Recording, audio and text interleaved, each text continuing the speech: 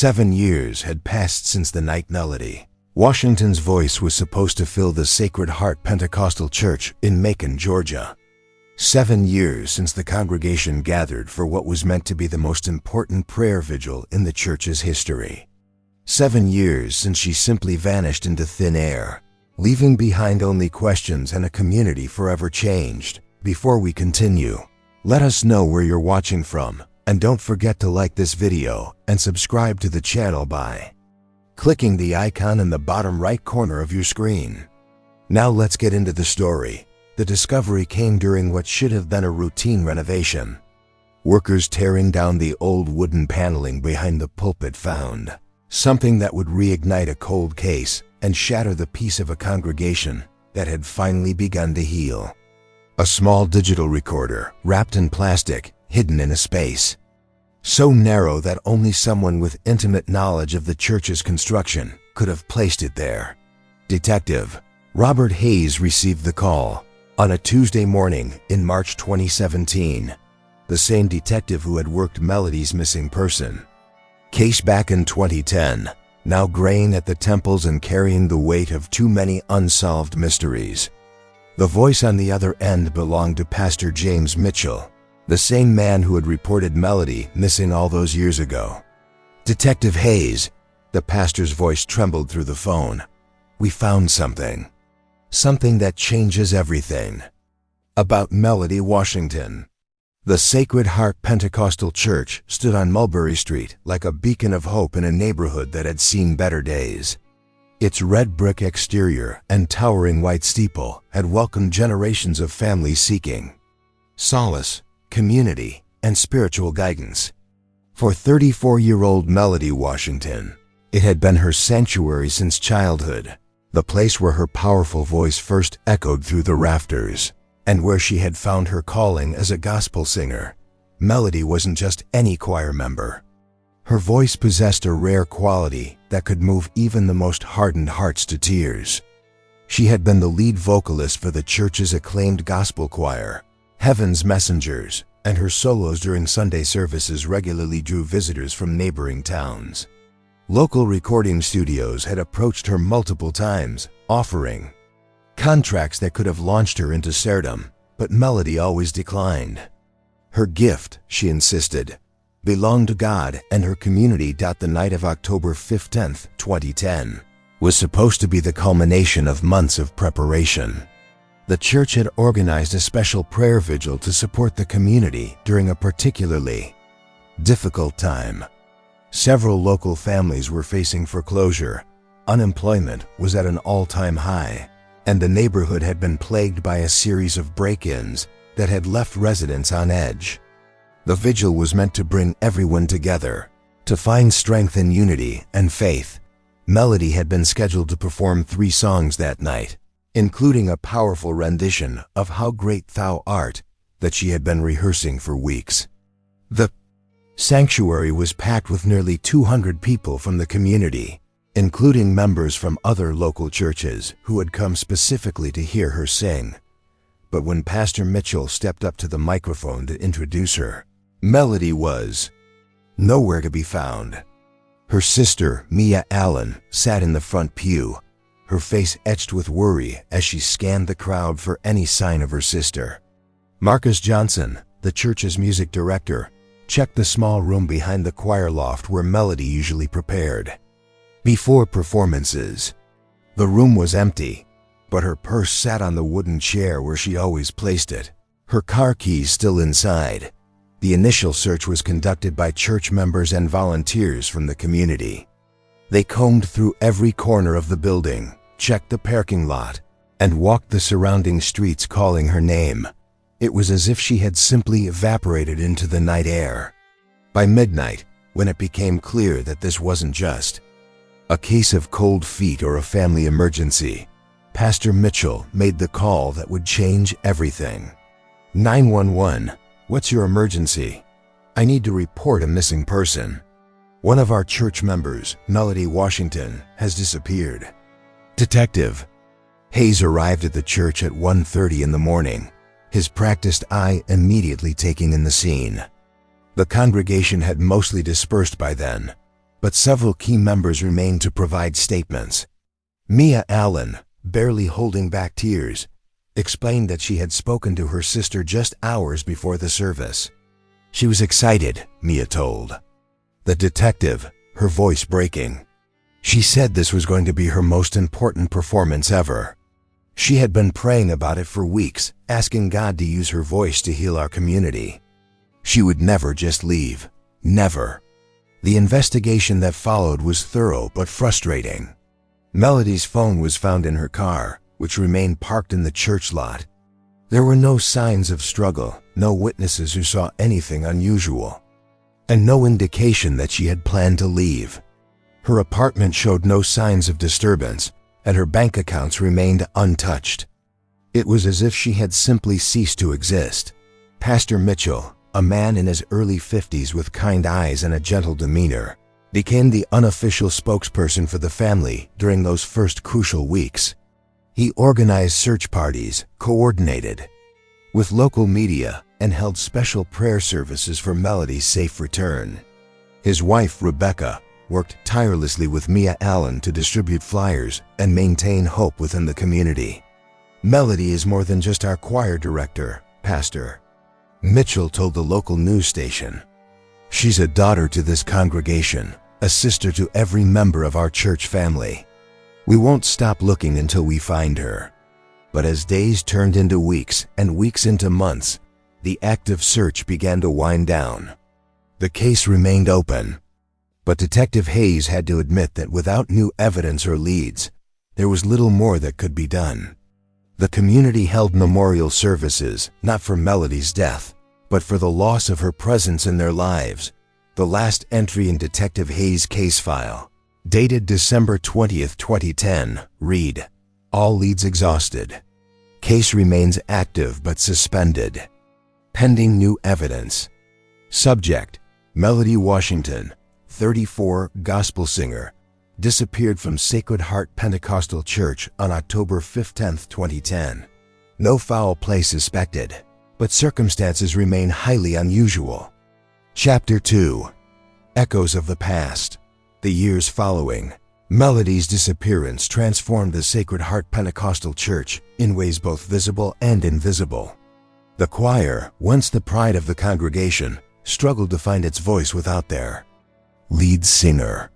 Marcus Johnson, the music director, tried his best to maintain the program, but the harmonies seemed hollow without Melody's powerful soprano to anchor them.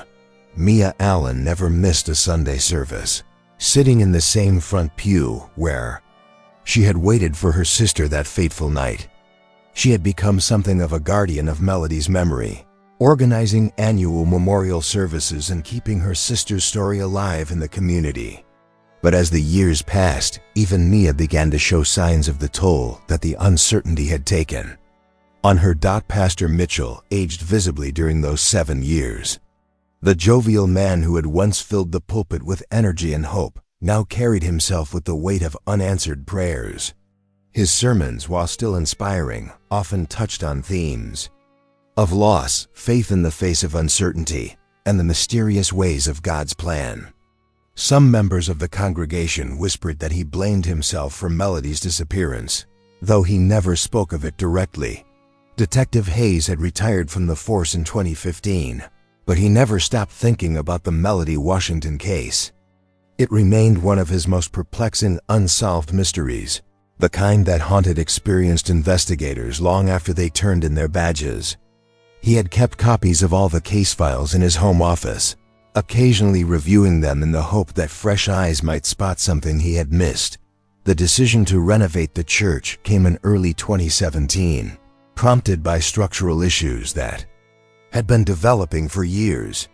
The old wooden paneling behind the pulpit had begun to warp and crack, and the church board voted to modernize the sanctuary while preserving its traditional character.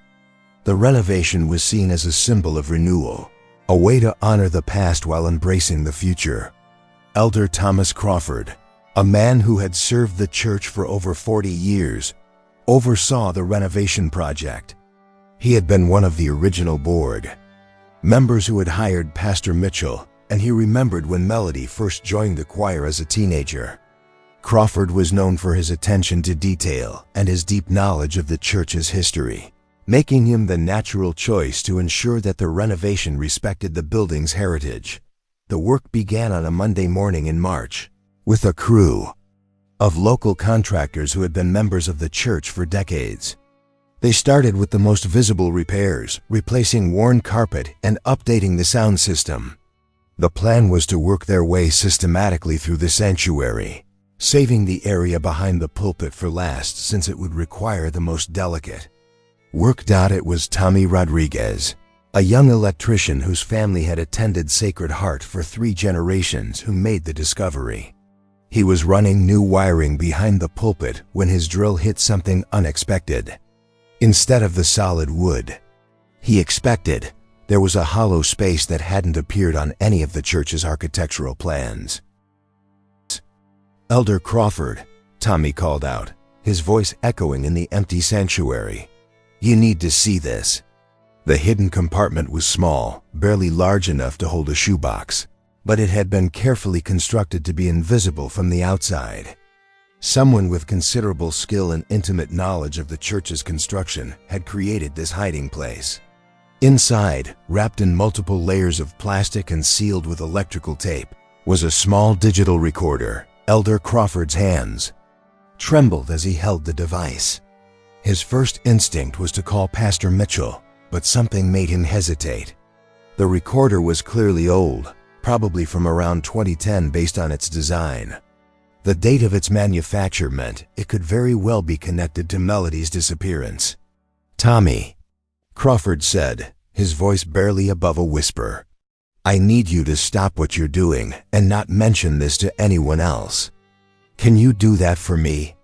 The young man nodded, sensing the gravity of the situation. He had been only 14 when Melody disappeared, but he remembered the impact it had on the community.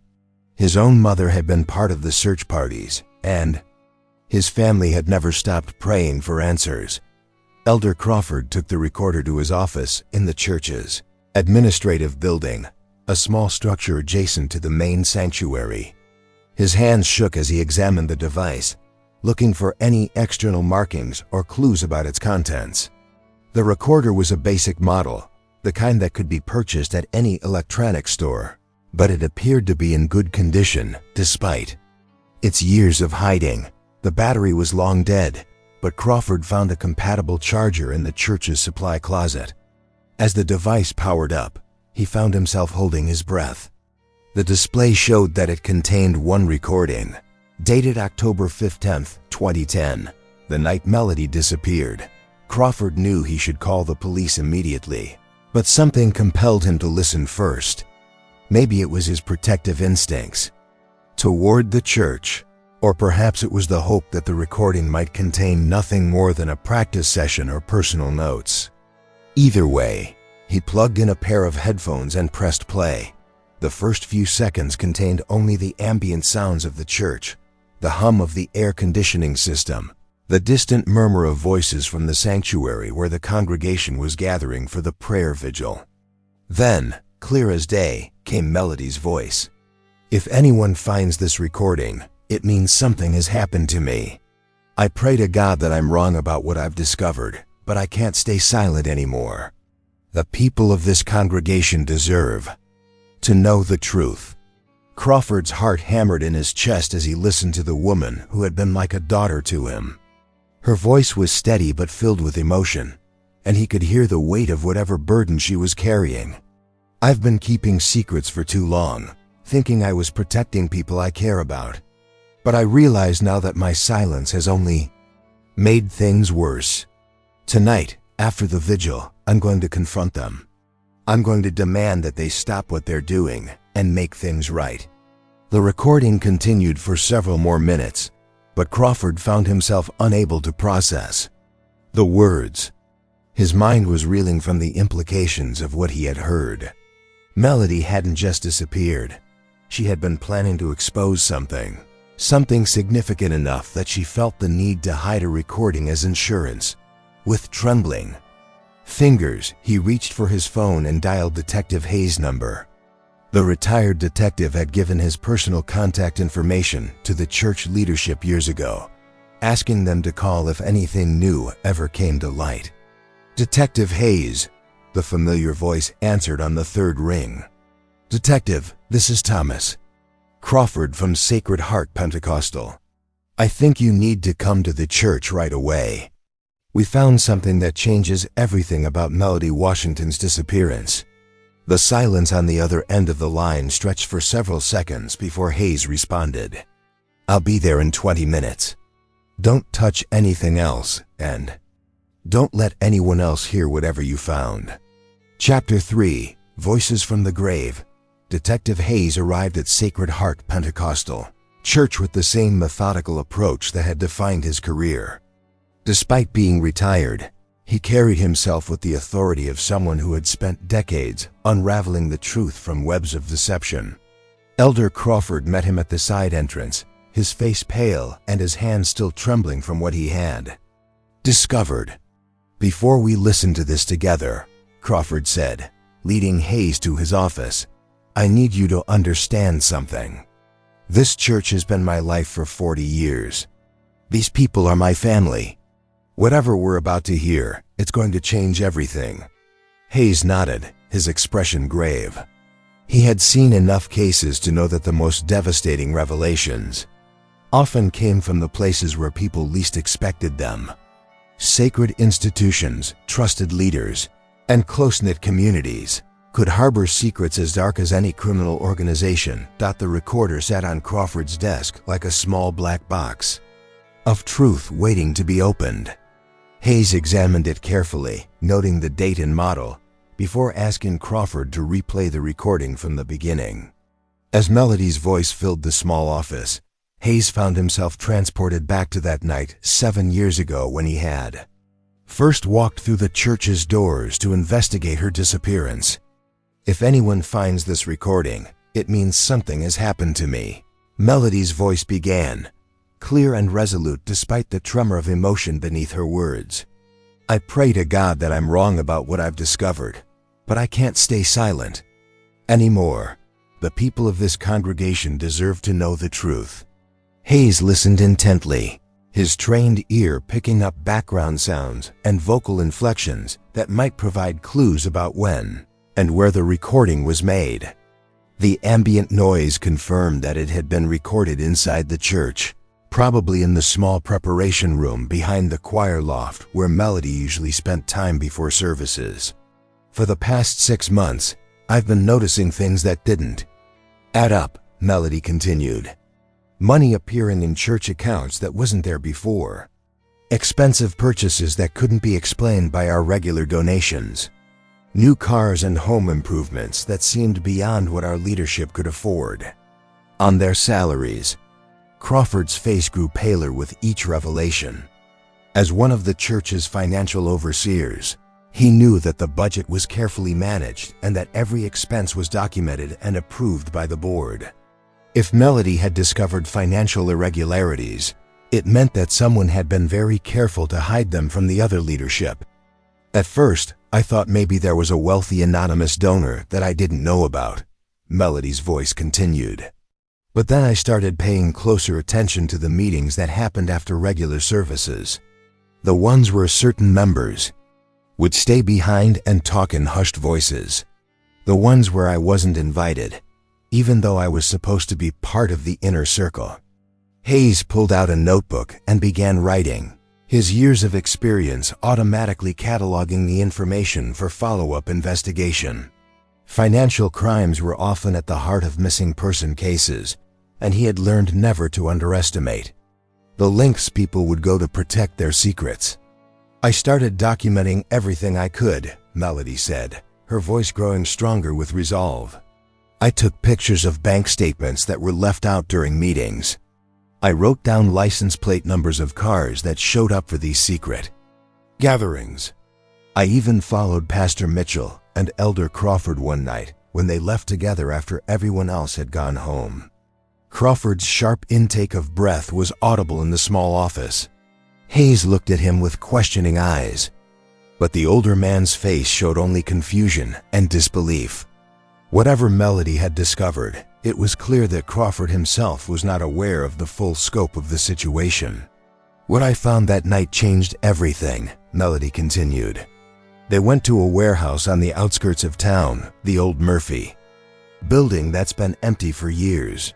But it wasn't empty that night. There were trucks there, expensive trucks, being loaded with boxes and crates. And the people doing the loading weren't from our church. They were strangers, rough-looking. Men who clearly weren't there for any kind of religious purpose. The recording captured the sound of Melody taking a deep breath, as if steeling herself for what came next. I waited until they left, and then I looked through the warehouse windows. What I saw made me sick to my stomach. Boxes upon boxes of what looked like stolen goods. Electronics, jewelry, expensive items that had clearly been taken from somewhere else. Our church leaders weren't just meeting in secret. They were running some kind of fencing operation. Hayes felt the familiar rush of adrenaline that came with a major breakthrough in a case. After 7 years of dead ends and false leads, he finally had a concrete direction to pursue. But he also felt a deep sadness for the community that was about to have their faith shattered by the truth. I confronted Marcus Johnson first, Melody's voice continued, now heavy with emotion. I thought maybe he had been forced into this, that he was being threatened or coerced. But when I showed him the pictures I had taken, he didn't deny what was happening. Instead, he begged me to keep quiet. He said that if I exposed what was going on, it would destroy the church and hurt innocent people who had nothing to do with it. Crawford looked at Hayes with eyes full of pain. Marcus Johnson had been like a son to him, a talented young man who had brought new energy to the church's music program. The idea that he had been involved in criminal activity was almost too much to bear. Marcus told me that it started small, Melody continued. Just a few items here and there, things that were being stolen from homes in wealthy neighborhoods across the county. Pastor Mitchell and some of the other leaders saw an opportunity to make money that could be used to help the church and the community. They told themselves they were like Robin Hood, taking from the rich to give to the poor. The recording captured the sound of movement, as if Melody had stood up and begun pacing. But it grew into something much bigger and much worse. They weren't just fencing stolen goods anymore. They were organizing the thefts themselves, using information from church members who worked as housekeepers, landscapers, and repair workers in affluent neighborhoods, targeting homes when they knew the owners would be away. Hayes realized he was looking at a sophisticated criminal operation that had been operating under the cover of religious respectability for years. The missing person case had just become a major investigation into organized crime, and he knew that the local police department would need to be involved immediately. I gave them an ultimatum, Melody's voice continued, now filled with determination. I told them they had until tonight to shut down the operation and turn themselves in. If they didn't, I would go to the police myself and tell them everything. I knew. I thought I was doing the right thing, giving them a chance to make things right. The recording fell silent for several seconds, and both Hayes and Crawford found themselves holding their breath, waiting for Melody's next words. "But I'm scared," she finally said, her voice barely above a whisper. "I'm scared that they're not going to do the right thing. I'm scared that they'll choose to protect themselves instead of protecting the church. And I'm scared of what they might do to me to keep their secret safe." The weight of her words hung in the air like a physical presence. Hayes realized that Melody had essentially recorded her own death warrant, documenting not just the crime she had discovered, but also her intention to expose them. "If something happens to me tonight," Melody continued, "I want people to know that I died trying to do the right thing. I want them to know that I love this church and these people too much to let them continue down this path. And I want them to know that the truth is more important than keeping up appearances." The recording ended with the sound of footsteps and a door closing, followed by the ambient noise of the empty church. Hayes and Crawford sat in silence for several minutes, processing the magnitude of what they had just heard. "We need to call the current police department immediately," Hayes finally said, his voice hoarse with emotion. "And we need to find out who else knows about this recording." Chapter 4. The Unraveling Web. The Sacred Heart Pentecostal Church had never seen anything like the scene that unfolded over the next 48 hours. Police cars lined Mulberry Street, their red and blue lights casting an ominous glow across the brick facade that had stood as a symbol of hope for generations. Detective Maria Santos, who had taken over the cold case unit after Hayes' retirement, coordinated with federal investigators as the scope of the criminal enterprise became clear. Mia Allen sat in the church's fellowship hall, clutching a cup of coffee that had long since grown cold. The sister who had spent 7 years wondering what had happened to Melody now faced the devastating truth that her sister had been murdered for trying to expose a criminal conspiracy. The revelation hit her like a physical blow, but beneath the grief was a burning anger that demanded justice. "I should have known," Mia said to Detective Santos, her voice breaking. Melody had been acting strange in the weeks before she disappeared. She was asking questions about church finances, staying late after services to look at documents. "I thought she was just being thorough because she cared so much about the church." Detective Santos had spent the previous night listening to Melody's recording dozens of times, analyzing every word and background sound for additional clues. The investigation that followed moved with the precision of a surgical strike, as federal agents and local police coordinated simultaneous raids on multiple locations. The Murphy warehouse that Melody had mentioned in her recording was the first target. Despite being abandoned for years, recent evidence of activity was immediately apparent. Tire tracks in the dirt, cigarette butts, and most importantly, a sophisticated security system that was still operational. Hidden cameras had been recording the area for years, and the footage they contained would prove to be the breakthrough the investigation needed. Pastor James Mitchell was arrested at his home on Tuesday morning, just as he was preparing for his regular study session. The man who had spent 7 years leading prayers for Melody's safe return was charged with conspiracy, money laundering, and accessory to murder. His wife Rebecca collapsed when the officers read the charges, her world shattered by the realization that the man she had trusted with her life had been living a lie. Marcus Johnson was taken into custody at the church, where he had been preparing for the weekly choir practice. The young man who had worked so closely with Melody broke down immediately, confessing to his role in the operation and providing details that investigators had only suspected. His cooperation would prove crucial in understanding the full scope of the conspiracy. Elder Thomas Crawford, despite his shock at the revelations, became an invaluable resource for investigators. His detailed knowledge of church finances and operations helped them trace the flow of money through various accounts and understand how the criminal enterprise had been hidden from the other board members. "They were very careful," Crawford explained to Detective Santos. "They created a parallel financial system that existed alongside the legitimate church budget. Most of the board members, including myself, only saw the clean books.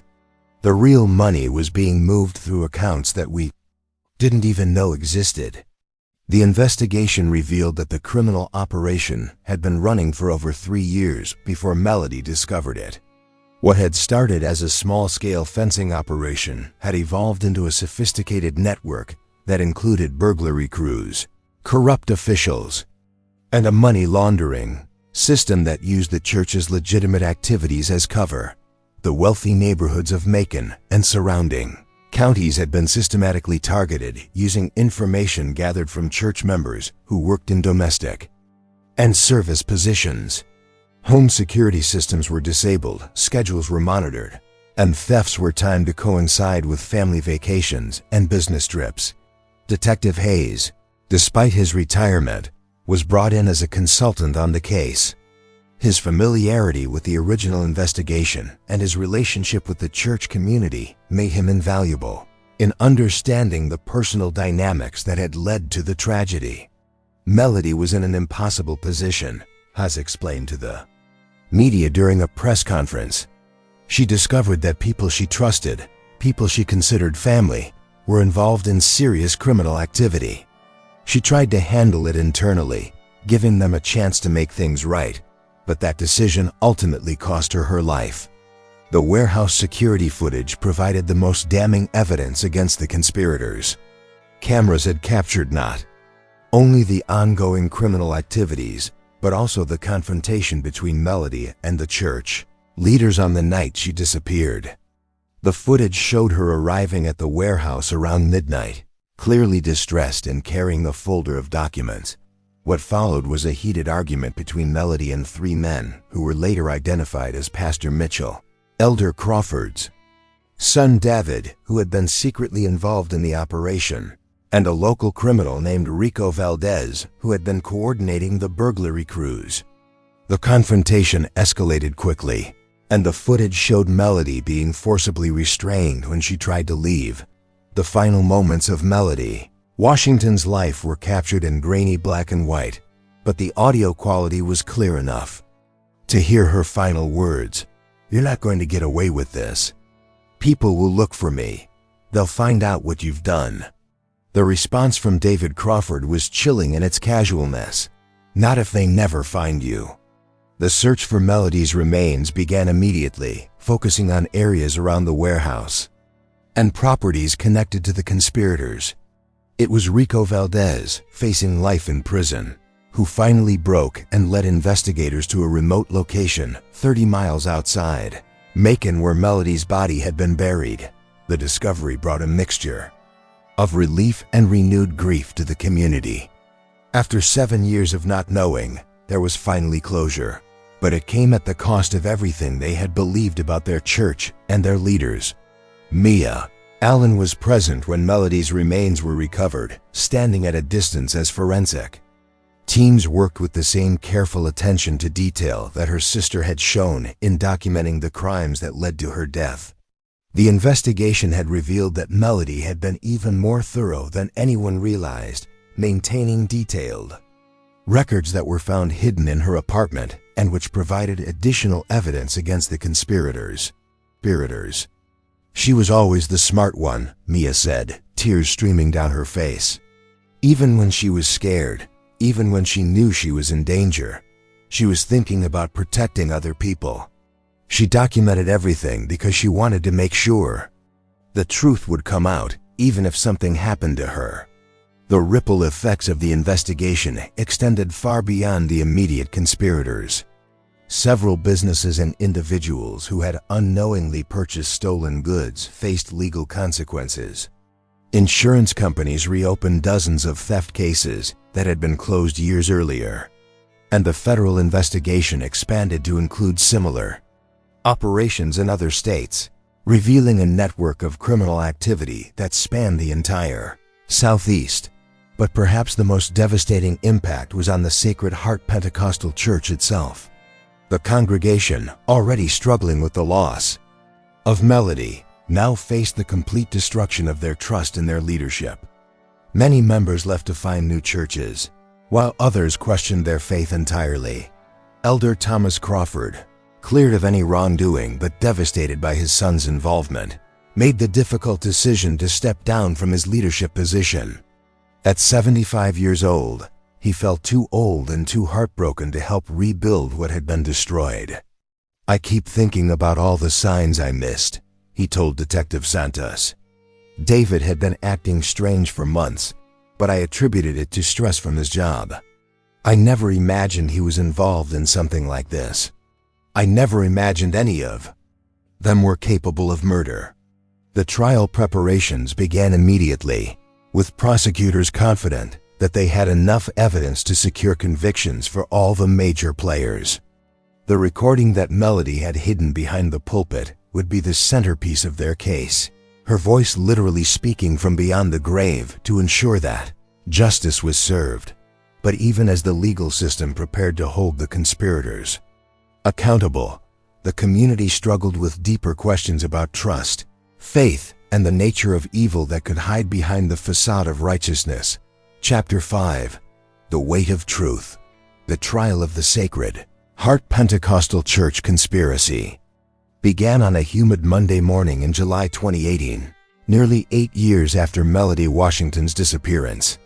The Bibb County Courthouse had rarely seen such intense media attention, with reporters from across Georgia and beyond gathering to cover what had become known as the gospel singer murder case. Mia Allen sat in the front row of the courtroom, her presence a constant reminder of the human cost of the crimes being prosecuted. She had taken leave from her job as a nurse to attend every day of the trial, determined to see justice served for her sister.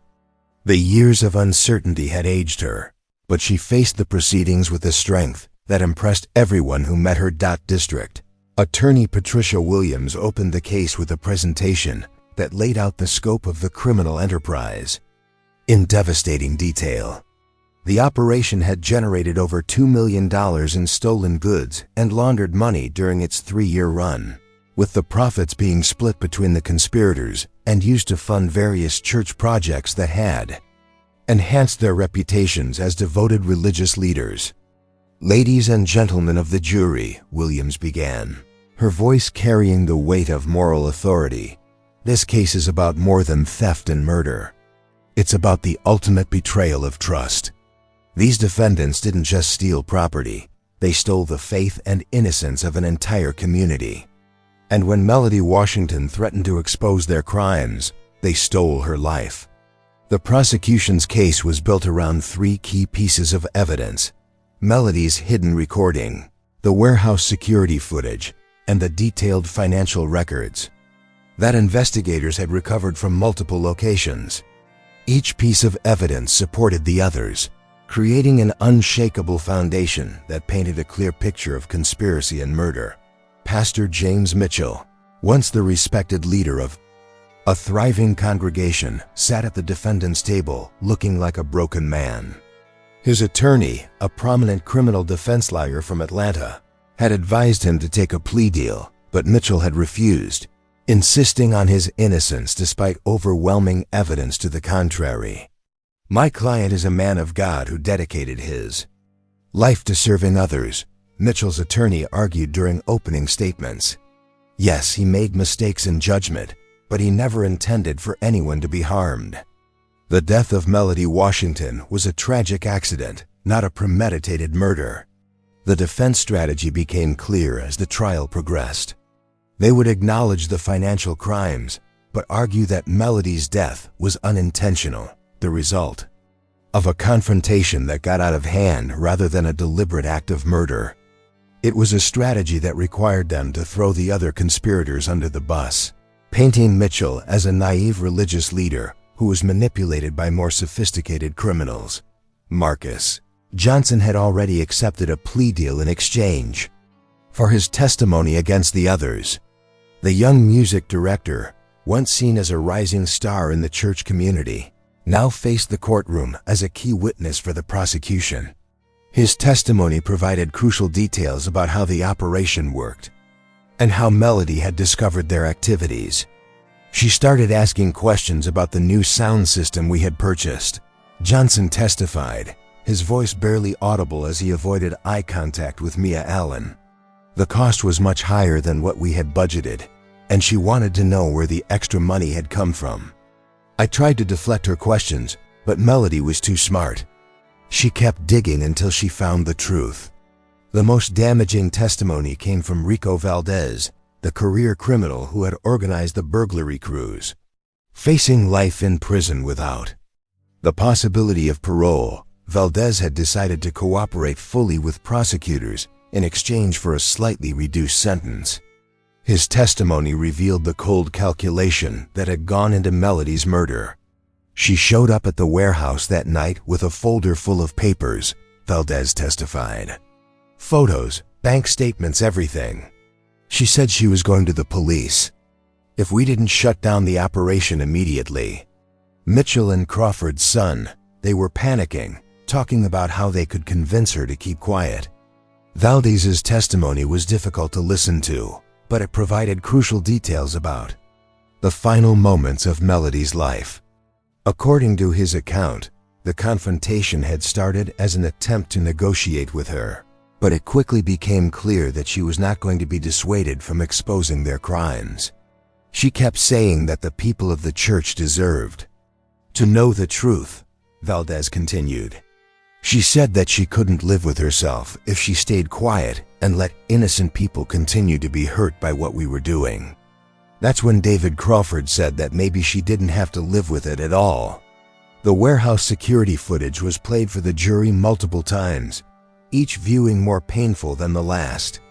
The grainy black and white images showed Melody arriving at the warehouse, her body language indicating both fear and determination. The confrontation that followed was clearly visible, even without audio, as the men surrounded her and prevented her from leaving. The moment of Melody's death was not captured on camera, as the struggle had moved beyond the range of the security system. But the footage did show the conspirators spending several hours at the warehouse afterward, clearly engaged in cleanup activities and planning their next moves. Expert witnesses testified about the financial aspects of the case, explaining how the money laundering operation had worked and how the conspirators had hidden their activities from other church leaders. The complexity of the scheme impressed even seasoned investigators, who noted that it showed a level of sophistication that went far beyond simple theft. This wasn't a crime of opportunity, testified FBI Financial Crime Specialist Agent Karen Rodriguez. This was a carefully planned and executed operation that required detailed knowledge of banking systems, real estate transactions, and tax law. The defendants didn't just stumble into this, they built a criminal enterprise from the ground up. The defense's case relied heavily on character witnesses, who testified about the defendants' previous good works and their positive contributions to the community. Former church members spoke about Pastor Mitchell's compassionate leadership during difficult times, his visits to hospital bedsides, and his genuine care for struggling families in the congregation. Pastor Mitchell baptized my daughter, testified longtime member Dorothy Williams. He was there when my husband died, and he helped us through the darkest time in our lives. I can't reconcile the man I knew with the person being described in this courtroom.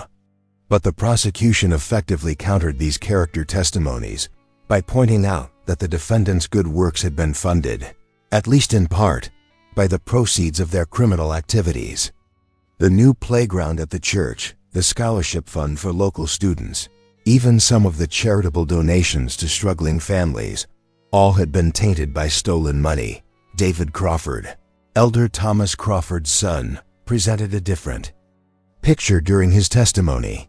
Unlike the others, he showed no remorse for his actions and attempted to justify the criminal enterprise as a necessary evil in a world that didn't provide enough resources for struggling communities. We took from people who had more than they could ever use and gave to people who had nothing, Crawford testified defiantly. The only mistake we made was trusting someone who couldn't see the bigger picture. His callous reference to Melody's murder as a mistake drew audible gasps from the courtroom and prompted Judge Harrison to warn the gallery about outbursts. Mia Allen's face remained stoic, but those sitting near her could see her hands trembling with suppressed rage. The playing of Melody's hidden recording was the emotional climax of the trial.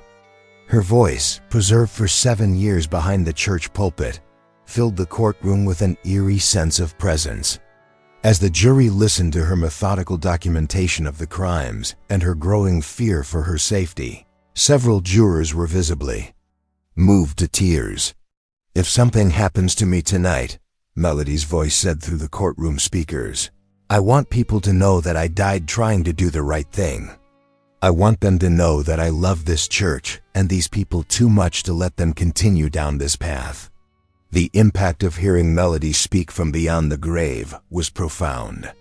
Her sister Mia broke down completely, sobbing as she heard her sister's voice for the first time in nearly 8 years.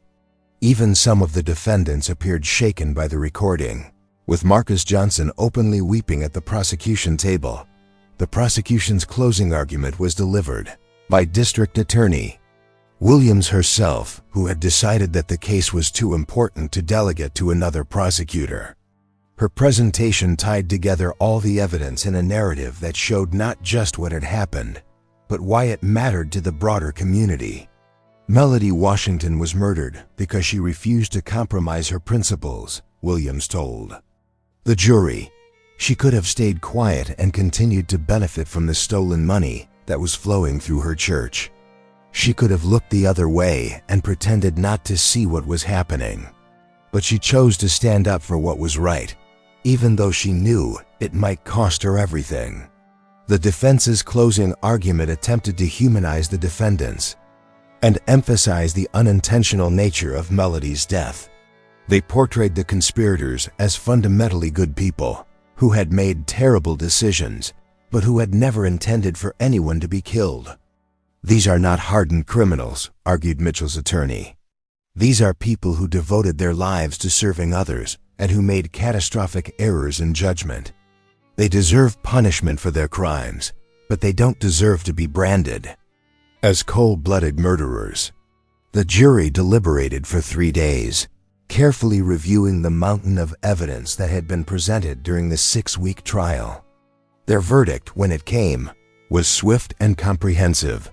Guilty on all major charges for all defendants. Pastor James Mitchell was convicted of conspiracy, money laundering, and second-degree murder. David Crawford received the same convictions, plus additional charges related to his leadership role in the burglary operations.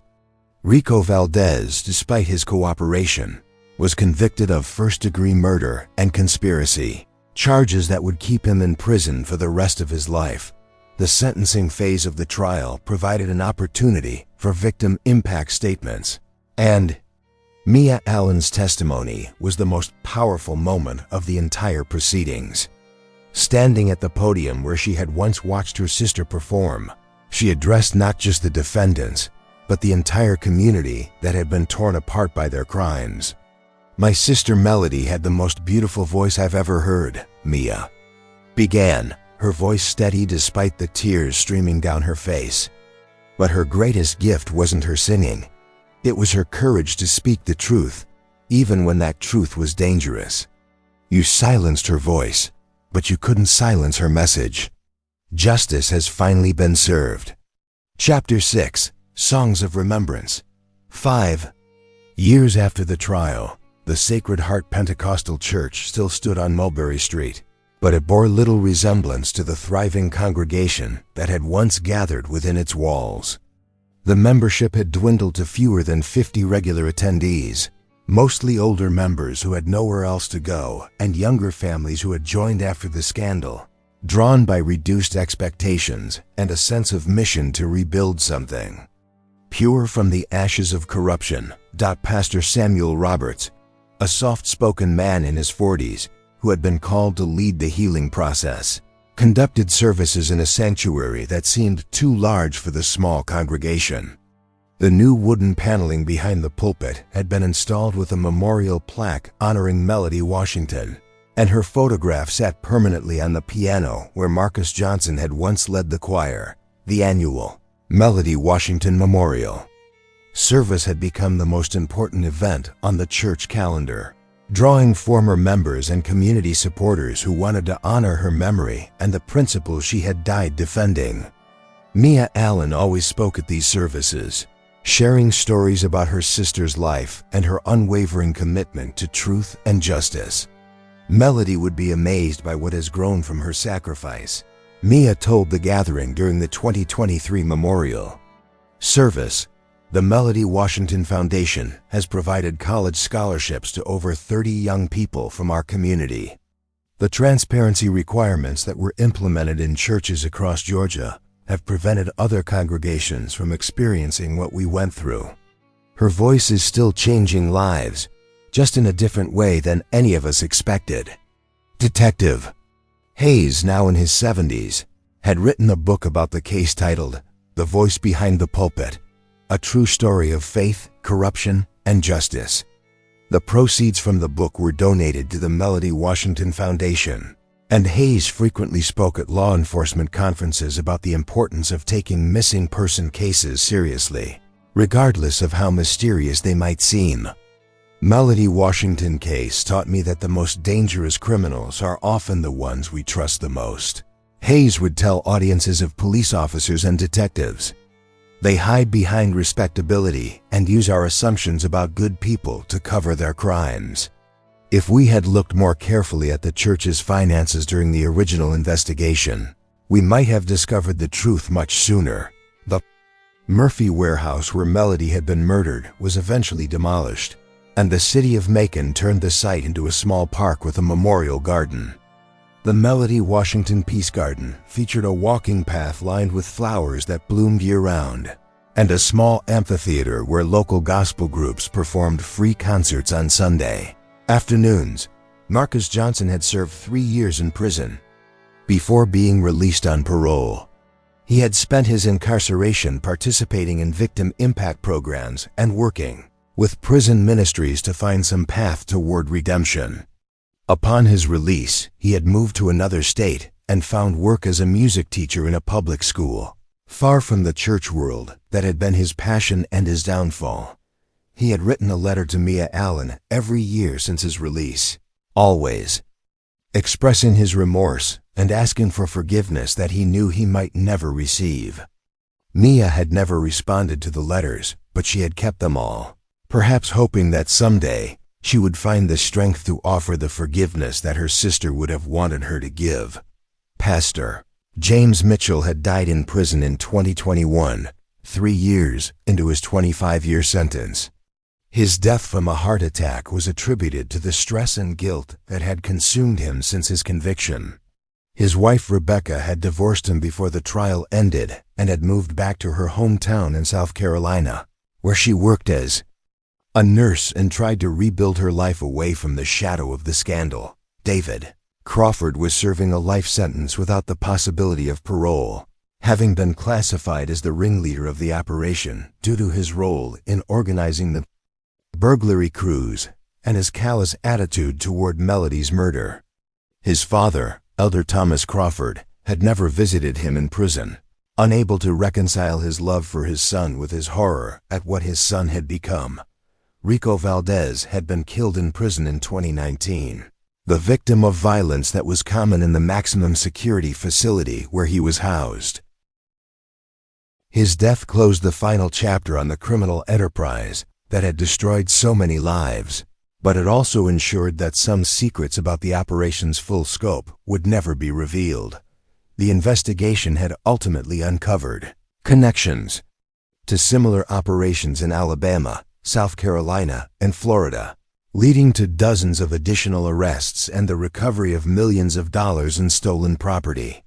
The case had become a textbook example of how organized crime could infiltrate trusted institutions, and it was studied in law enforcement academies across the country. Dr. Angela Foster, a criminologist at Georgia State University, had written extensively about the psychological aspects of the case, particularly focusing on how religious authority figures justified criminal behavior to themselves and their followers.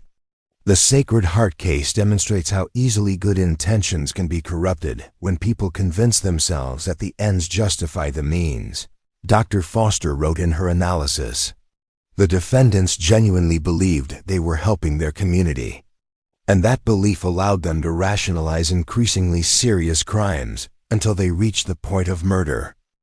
The Georgia Conference of Churches had implemented new oversight requirements for member congregations following the scandal, including mandatory financial audits and transparency policies that made it much more difficult for similar operations to go undetected.